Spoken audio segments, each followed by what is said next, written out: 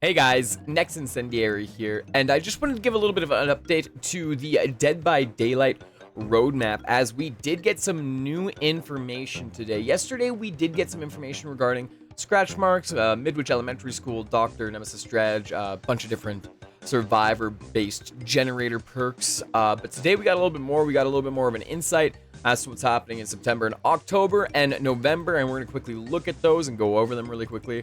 Right off the rip, in September to October, we're going to be going over some quality of life gameplay, which means finisher Moris. I'm going to have to assume that means we're either going to have different Moris being implemented to replace old Moris, or, like everyone's been asking for forever, we may have a Mori system within the customization page. Wouldn't that be Pog?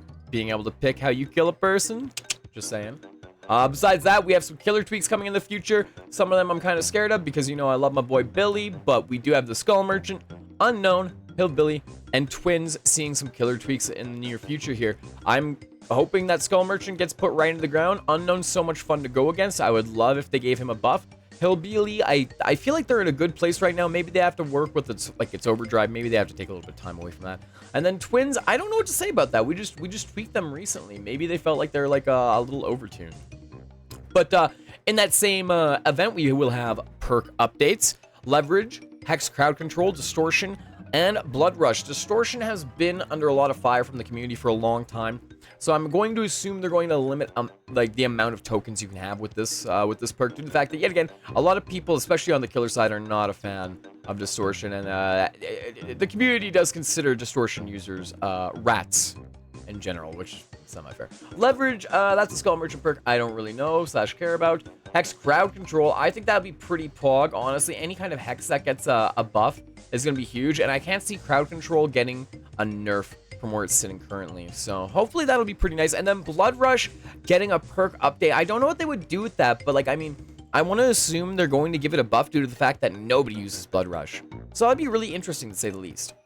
And then finally in November, guys, we have some more perk tweaks. Looks like Pharmacy, Scene Partner, Weave Attunement, and Shadowborn are all going to be seeing some changes. Pharmacy, I would consider that getting a buff due to the fact that you never see anybody using it, and self-care is fairly inefficient. Scene Partner, I wouldn't be surprised if it got a buff, because one, it's not used all too frequently, and two, the information it gives isn't exactly super crucial. Weave Attunement, I could see that taking an L. I could see this possibly having some kind of cooldown, / it'll only make it so you can only have so many items that will relay information, because I feel like this is really an OP perk for killers. For me, I use Object of Obsession all the time, so I don't have a worry, but I can see every other Tom, Dick, and Harry getting absolutely stomped by it. And then Shadowborn's gonna get a perk tweak, which I'm assuming we're gonna get a little bit more haste / less haste from it, but it would be cool to see a buff for Shadowborn, that's for sure. And then in November, we're also going to see the Plague and the Cenobite getting some killer tweaks. Plague, I feel like, is in a really healthy place for the game right now. Pinhead, you don't see him played like a ton. I really hope, if anything, it's just like very small quality of life updates. But yeah, at the end of the day, I would really hope that it's just small quality of life updates, because I feel like the Plague and the Cenobite are actually in a pretty good spot.